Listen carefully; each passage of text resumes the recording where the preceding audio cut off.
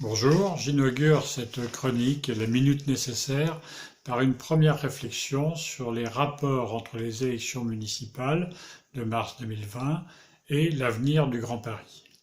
Comme en 2014, je crains fort que cette question des relations des communes avec la métropole soit oblitérée et que les campagnes municipales, telles qu'elles commencent à se dessiner, se referment uniquement sur l'avenir de la commune.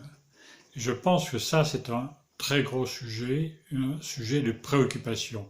En effet, les politiques de lutte contre la pollution, l'adaptation au changement climatique, la lutte contre les inégalités sociales et territoriales qui sont croissantes dans le Grand Paris, les mobilités, les déplacements, le rapport domicile-travail, les ressources très inégales des collectivités par rapport aux autres, appellent des politiques publiques qui sont à une échelle qui n'est pas seulement celle de la commune, à une échelle qui est celle de la métropole.